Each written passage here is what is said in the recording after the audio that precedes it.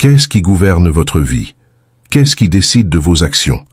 Vous avez peut-être été appelé, peut-être même sauvé, mais cela signifie-t-il que vous connaissez vraiment la vie spirituelle? L'apôtre Paul regardait les croyants de Corinthe et voyait une contradiction. Ils étaient sauvés mais vivaient comme des êtres charnels. Ils confessaient Christ du bout des lèvres, mais dans leur cœur et leurs attitudes, ils avaient les mêmes passions, les mêmes conflits et les mêmes désirs qui dominent tout homme naturel. Voyez-vous cette contradiction en vous? Ou vous y êtes-vous habitué? Être charnel ne signifie pas seulement tomber dans des péchés évidents, cela signifie vivre sans la direction du Saint-Esprit. C'est continuer à être la référence ultime pour vos choix. La chair n'accepte pas de perdre le contrôle, et tant qu'il y aura de la jalousie, des disputes, de la vanité et de l'orgueil, il est impossible de dire que l'on vit dans l'esprit. Vous voulez connaître la vie spirituelle, mais vous refusez d'abandonner ce qui nourrit votre chair. Comment espérez-vous grandir si vous luttez encore pour maintenir en vie ce qui devrait être sur la croix? Beaucoup parlent de Christ, étudient la parole, fréquentent des réunions, mais continuent à vivre pour eux-mêmes. Ils n'ont pas faim de Dieu. Ils n'ont pas soif de l'esprit. Ils veulent les avantages de la vie chrétienne sans le coût de la croix. L'Église est remplie de personnes comme celle-ci, portant le nom de Christ, mais vivant comme des hommes naturels. Ils sont toujours à la recherche de quelque chose qui satisfasse leur âme, mais ne sont jamais prêts à renoncer à quoi que ce soit. Que faites-vous de ce que vous entendez? Comment répondez-vous à la voix de l'Esprit? Le Saint-Esprit n'habite pas dans la chair, il ne l'améliore pas, il ne la perfectionne pas. L'Esprit n'est pas venu pour rendre la chair moins charnelle, mais pour la conduire à la croix. Priez-vous en demandant la force de vaincre? Demandez-vous à Dieu de vous aider à être meilleur. Ce n'est pas le chemin. Le chemin, c'est la mort. Vous voulez vaincre, mais vous voulez encore préserver quelque chose. Vous voulez surmonter le péché, mais sans perdre ce qui vous plaît. Ne voyez-vous pas que tant qu'il y aura quelque chose en vous qui résiste, vous serez encore loin de la véritable libération? La croix n'est pas une théorie, c'est un fait accompli. Vous avez été crucifié avec Christ, mais vous vivez comme si vous étiez encore aux commandes. Si votre plus grand désir est de vivre dans l'esprit, alors il n'y a pas d'autre chemin. La chair doit mourir. Résistez-vous? Voulez-vous encore un peu de votre propre vie? Si vous ne permettez pas à l'esprit de vous emmener jusqu'à ce point, vous reviendrez toujours au même endroit, pris au piège du cycle de la chair, incapable d'avancer. Il n'y a pas de progrès dans la vie spirituelle tant qu'il y a négociation. Soit la chair est livrée au Seigneur, soit elle continuera à gouverner. Vous pouvez entendre, comprendre, même être d'accord, mais si vous ne permettez pas à cette parole de vous traverser et de vous tuer, elle ne sera qu'une connaissance accumulée de plus. La croix doit être réelle. Elle doit toucher là où ça fait mal, là où vous essayez encore de cacher, là où vous pensez encore pouvoir garder une certaine emprise. Écrivez dans les commentaires. Jésus est ma joie.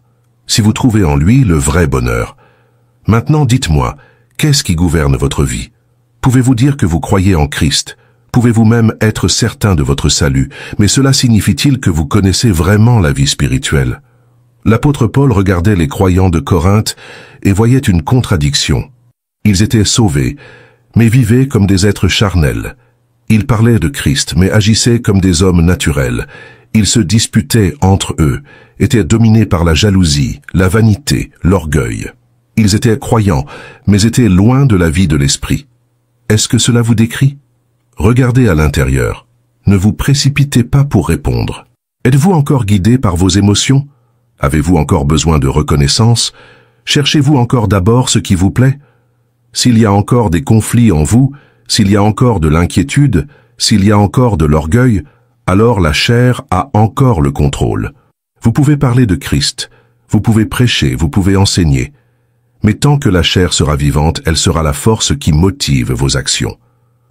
Beaucoup croient qu'ils vont bien parce qu'ils fréquentent l'Église, parce qu'ils connaissent la doctrine, parce qu'ils ont une vie morale correcte. Mais qu'est-ce que cela signifie devant Dieu? La chair ne se manifeste pas seulement dans les péchés évidents. La chair peut être religieuse, elle peut être disciplinée, elle peut sembler spirituelle. Elle peut même être fière de sa propre humilité. Elle peut tromper les autres et, pire encore, elle peut vous tromper vous-même.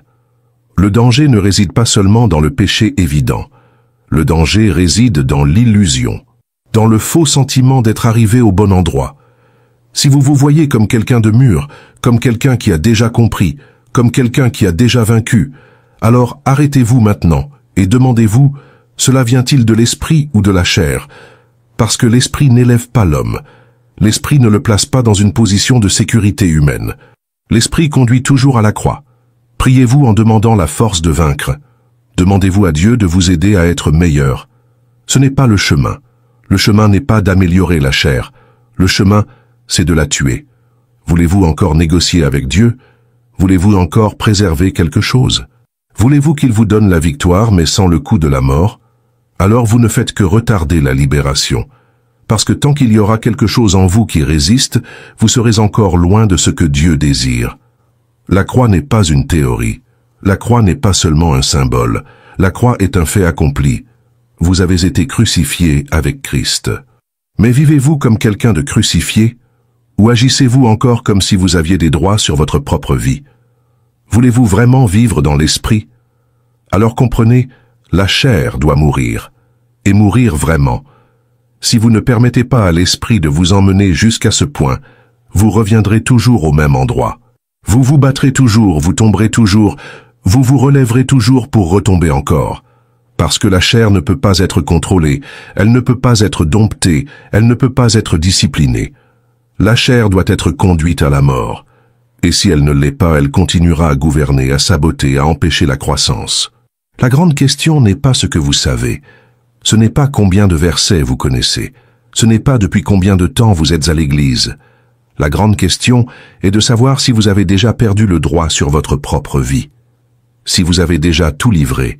Si vous avez déjà renoncé à toute revendication d'être quelque chose, d'avoir quelque chose, de vouloir quelque chose. Êtes-vous déjà mort? S'il y a encore des conflits en vous, alors il y a encore quelque chose de vivant. S'il y a encore de la résistance, alors il y a encore quelque chose à livrer. Il n'y a pas de progrès dans la vie spirituelle tant qu'il y a négociation. Vous pouvez tout savoir, vous pouvez tout comprendre, vous pouvez même tout enseigner. Mais si vous ne permettez pas à cette parole de vous tuer, elle ne sera qu'une connaissance accumulée de plus. Le Saint-Esprit n'habite pas dans la chair. Il ne l'améliore pas, il ne la perfectionne pas. L'Esprit n'est pas venu pour réformer la chair, mais pour la conduire à la croix. Et si la chair n'est pas conduite à la croix, alors elle continuera à trouver des moyens de s'exprimer, de s'affirmer, de se protéger. Voulez-vous grandir? Voulez-vous connaître davantage Dieu? Alors vous devez être prêt à tout perdre. Vous devez être prêt à perdre votre propre identité, à perdre le droit d'être quelqu'un. La croix n'est pas un chemin de gloire humaine. La croix est un chemin de mort. Êtes-vous prêt à cela? Parce que tant que vous ne le serez pas, tout ce que vous ferez sera l'œuvre de la chair. Cela peut sembler juste, cela peut sembler bon, cela peut même sembler spirituel. Mais ce ne sera que de la chair. Ce qui naît de la chair reste chair. Et la chair ne pourra jamais plaire à Dieu. Écrivez dans les commentaires. Le Saint-Esprit est mon ami. Si vous sentez que vous pouvez compter sur lui en toutes circonstances, vous pouvez continuer à essayer, vous pouvez continuer à faire des efforts, vous pouvez continuer à lutter avec toutes les forces que vous avez, mais tant que la chair sera encore vivante, la fin sera toujours la même, l'échec. Parce que la chair ne peut rien produire qui soit acceptable pour Dieu. Tout ce qui naît de la chair est chair. Peu importe à quel point vous êtes bien intentionné, discipliné, sincère. Si cela vient encore de la chair, cela ne peut pas plaire à Dieu. Alors, que faire? Que reste-t-il pour celui qui a déjà tout essayé? Pour celui qui a déjà cherché, déjà prié, déjà pleuré, déjà fait des promesses, déjà pris des engagements tant de fois et continue pourtant à tomber?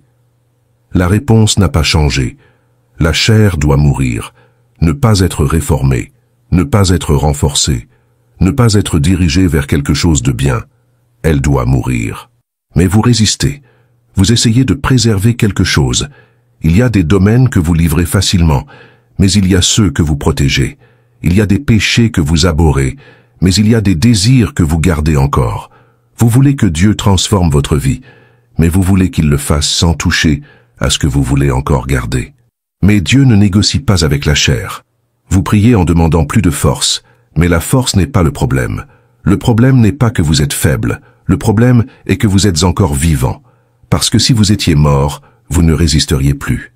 Celui qui est mort ne se bat plus, ne se débat plus, n'argumente plus. Mais vous argumentez encore. Vous discutez encore avec Dieu. Vous expliquez encore vos raisons. Vous essayez encore de trouver un compromis. Et tant qu'il y aura lutte, il y aura souffrance. Tant que vous résisterez à la croix sera un poids sur vous. Vous vous demandez pourquoi la vie chrétienne semble si difficile, pourquoi il y a tant de poids, pourquoi il y a tant de fatigue. Mais la fatigue vient de la résistance. Vous luttez contre la croix au lieu de vous y livrer. Vous essayez de porter la croix sans mourir dessus, mais la croix n'a pas été faite pour être un fardeau. La croix a été faite pour tuer. Si vous alliez à la croix avec Christ, si vous acceptiez la mort, si vous renonciez à toute revendication, alors le poids disparaîtrait. Non pas parce que la vie deviendrait facile, mais parce que ce ne serait plus vous qui vivriez. Vous sentez encore tout parce que vous êtes encore vivant. Vous souffrez encore parce que vous vous battez encore pour garder quelque chose. Mais celui qui est déjà mort ne sent plus la douleur de la mort. L'apôtre Paul a dit « J'ai été crucifié avec Christ. Ce n'est plus moi qui vis, mais Christ vit en moi. » Mais cela doit être plus qu'un verset appris par cœur. Cela doit être réel. Cela doit être vécu. Vivez-vous encore? Voulez-vous encore avoir le contrôle? Voulez-vous encore décider? Alors, vous n'avez pas encore été crucifié. Et si vous n'avez pas encore été crucifié, alors vous ne pouvez pas dire que Christ vit en vous. Parce que pour que Christ vive, vous devez mourir. Pour que l'esprit règne, la chair doit être enlevée. Pour que Dieu ait une domination totale, vous devez perdre tout droit sur vous-même. Vous pouvez penser que vous avez déjà livré votre vie à Dieu, mais vous devez regarder plus profondément. Avez-vous livré suffisamment pour vous sentir bien dans votre peau? Avez-vous livré seulement ce que vous ne vouliez plus? Ou avez-vous vraiment tout livré? Dieu n'accepte pas les parties, soit c'est tout, soit ce n'est rien. Beaucoup se demandent pourquoi ils n'ont pas encore expérimenté la vie abondante, pourquoi ils vivent encore dans un cycle de chute et de repentir, de promesses brisées, d'avancées et de recul. Mais la réponse est toujours à la même racine. La chair est encore vivante. La chair reviendra toujours à ce qu'elle est. Vous pouvez la contrôler pendant un certain temps, vous pouvez la discipliner, vous pouvez la surveiller, vous pouvez l'entourer de règles, vous pouvez construire des murs autour, mais à la fin, elle trouvera un moyen de s'exprimer. Et quand cela arrivera, vous verrez que rien n'a changé. La seule solution est la croix. La seule libération véritable vient quand la chair meurt. Mais cela ne se fait pas sans douleur. La croix n'a jamais été confortable, n'a jamais été un chemin facile. Vous voulez que Dieu vous emmène plus profondément. Vous voulez qu'il vous transforme. Vous voulez qu'il vous remplisse de l'esprit, mais vous ne voulez pas passer par la mort. Et Dieu attend. Dieu ne force pas. Il ne vous pousse pas vers la croix. Il attend que vous vous livriez, que vous choisissiez de mourir, que vous réalisiez enfin qu'il n'y a pas d'autre chemin. Vous pouvez continuer à vivre ainsi.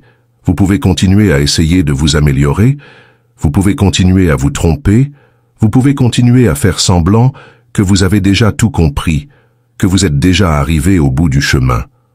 Ou vous pouvez vous rendre vraiment. Vous pouvez aller jusqu'à la croix et non seulement la regarder, non seulement en parler, mais vous allonger dessus et ne plus vous relever. Si vous faites cela, quelque chose de nouveau commencera. Parce que là où il y a la mort, Dieu apporte la résurrection.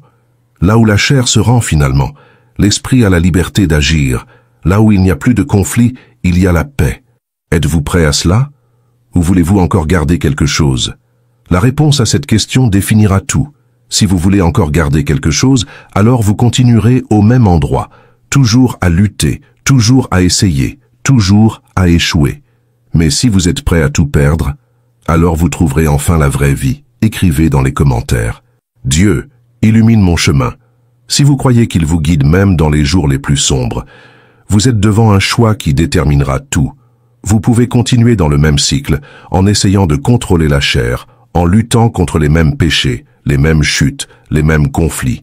Ou vous pouvez vous livrer à la croix et connaître une fois pour toutes ce que signifie vivre dans l'esprit. Mais comprenez, la croix n'est pas un symbole joli. Ce n'est pas une théorie, ce n'est pas quelque chose à admirer de loin. La croix est un instrument de mort, et celui qui la traverse ne revient pas le même. S'il y a encore quelque chose en vous qui lutte pour survivre, alors vous n'êtes pas encore allé jusqu'au bout. S'il y a résistance, s'il y a des excuses, s'il y a des domaines que vous évitez de livrer, alors la chair a encore de la place. Vous pouvez vous sentir mal à l'aise, vous pouvez essayer d'argumenter, vous pouvez vouloir vous justifier. Mais tant qu'il y aura défense, il y aura encore quelque chose à briser. Dieu ne veut pas vous réformer. Dieu ne veut pas vous améliorer. Dieu veut tuer ce qui ne peut pas être utilisé par lui. Peut-être pensez-vous que vous avez déjà compris cela. Peut-être croyez-vous que vous avez déjà tout livré. Mais si vous sentez encore que vous luttez, alors vous devez regarder plus profondément. La croix n'est pas un lieu de conflit. La croix est un lieu où la lutte se termine.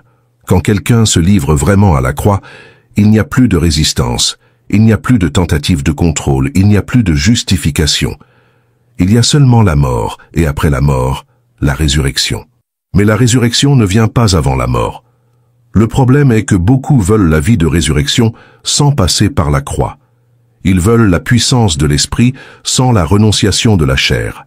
Ils veulent la plénitude de Dieu sans renoncer à eux-mêmes. Mais il n'y a pas d'autre chemin, il n'y a pas de raccourci. Le seul chemin est la croix. Vous pouvez continuer à vivre dans le juste milieu. Vous pouvez continuer à essayer d'équilibrer la chair et l'esprit. Vous pouvez continuer à vous tromper avec de bonnes intentions et des efforts personnels. Ou vous pouvez accepter que vous ne réussirez jamais à changer par vous-même, et enfin vous livrer complètement.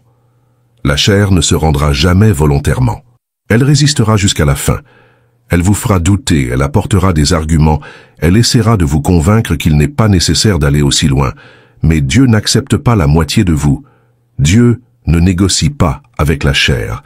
Dieu ne fait pas d'accord. Soit c'est tout, soit ce n'est rien. Si vous décidez de rester vivant, alors vous continuerez à vivre le même cycle, à sentir le même poids, à porter le même fardeau. Mais si vous décidez de mourir, alors vous expérimenterez une libération que vous n'avez jamais imaginée possible. La vie spirituelle n'est pas un concept abstrait, c'est une réalité pour ceux qui ont traversé la croix. Quand la chair meurt, l'esprit règne. Quand il n'y a plus de conflit, il y a le repos. Quand il n'y a plus de lutte pour le contrôle, il y a la paix. Voulez-vous cela? Voici une traduction du texte, ajustée pour un public francophone et pour un usage sur YouTube. Alors il faut être prêt à tout perdre. Il faut être prêt à être oublié, à être humilié, à être brisé. Il faut être prêt à ne plus avoir de voix, à ne plus avoir de droit, à ne plus avoir d'opinion. Parce que ceux qui vivent dans l'esprit ne vivent plus pour eux-mêmes. Si tu désires encore quelque chose pour toi, alors tu n'es pas encore mort. Si tu recherches encore la reconnaissance, si tu as encore besoin d'être vu, si tu te bats encore pour conserver quelque chose, alors il te reste encore un long chemin à parcourir. Dieu ne peut pas remplir un vase qui est encore plein de lui-même. Dieu ne peut pas déverser sa plénitude sur quelqu'un qui veut encore préserver sa propre vie. Est-ce que cela t'effraie? Est-ce que cela te fait hésiter? Est-ce que cela révèle qu'il y a encore quelque chose que tu ne veux pas perdre? Alors c'est exactement là que tu dois mourir. Il n'y a pas de véritable croissance tant qu'il y a des zones intouchables, tant qu'il y a des réserves, tant qu'il y a quelque chose que tu insistes à garder. Le Saint-Esprit n'est pas venu pour nous donner une vie meilleure. Il est venu pour nous conduire à la croix. Il est venu pour garantir que rien de la chair ne survive. Il est venu pour nous amener à un point où nous ne pouvons plus compter sur nous-mêmes, où il n'y a plus rien que nous puissions offrir, où tout ce qui reste est Christ. Si cela te semble lourd, si cela te semble difficile, alors tu n'as pas encore compris ce que signifie se reposer en Dieu. Parce que ceux qui passent par la croix trouvent finalement le repos, connaissent finalement la paix, vivent finalement sans poids, sans fardeau, sans culpabilité. Mais cela n'arrive que lorsqu'il n'y a plus de résistance. Tant que tu lutteras, tu continueras à souffrir. Tant que tu voudras préserver quelque chose, tu resteras prisonnier. Tant que tu auras peur de perdre, tu ne connaîtras jamais ce que signifie vraiment gagner. Que vas-tu faire maintenant?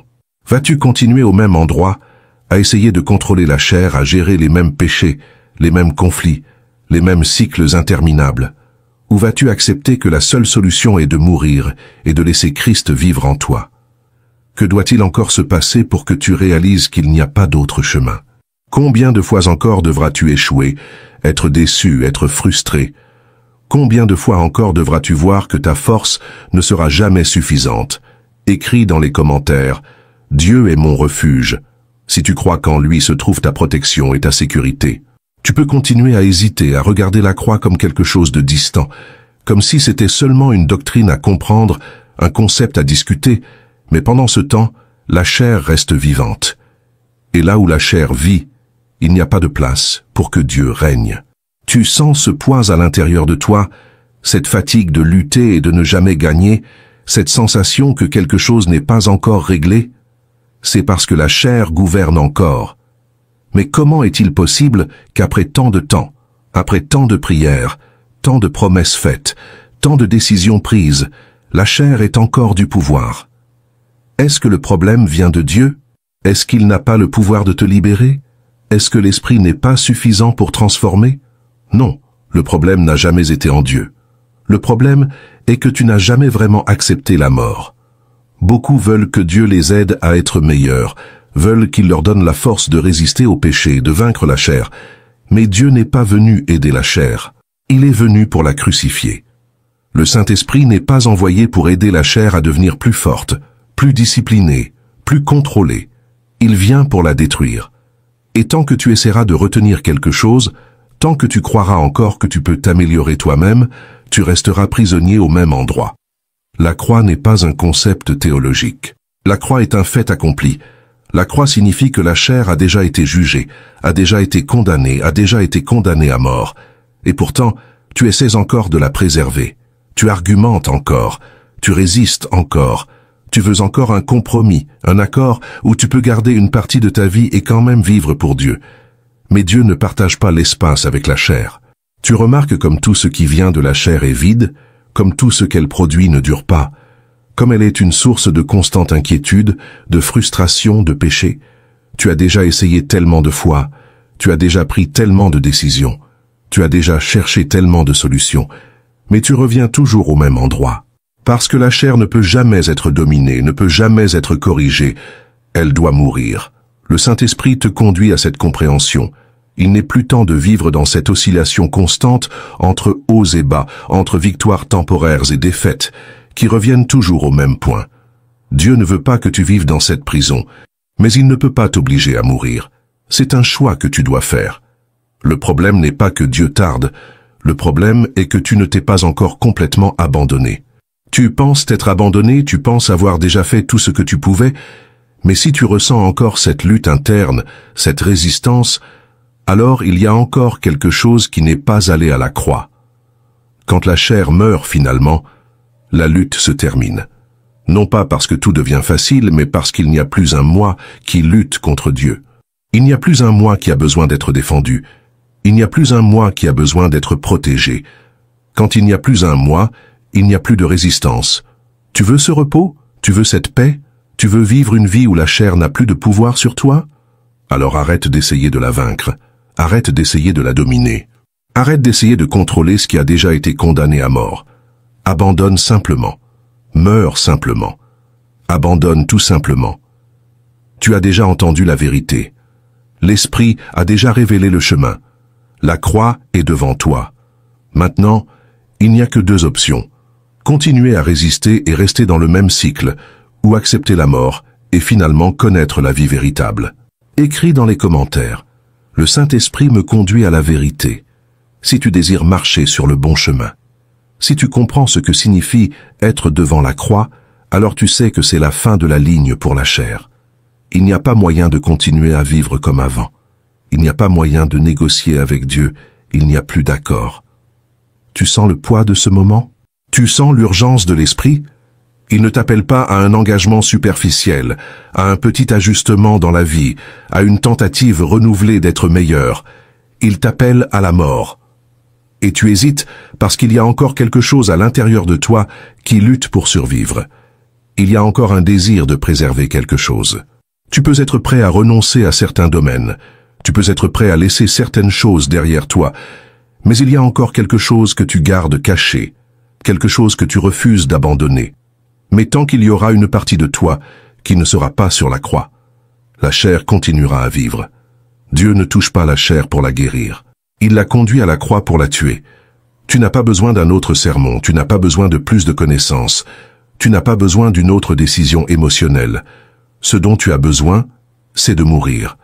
Et mourir n'est pas un processus graduel, ce n'est pas quelque chose qui arrive petit à petit. La mort est un événement définitif. Soit elle arrive, soit elle n'arrive pas. Mais la chair le sait, et c'est pourquoi elle résiste. Elle essaie de gagner du temps. Elle essaie de te convaincre que ce n'est pas encore le moment. Elle essaie de te faire croire qu'il est possible de suivre Christ sans mourir avec lui. Mais c'est le grand mensonge qui maintient tant de croyants prisonniers. Ils veulent le royaume sans la croix. Ils veulent l'esprit sans le prix.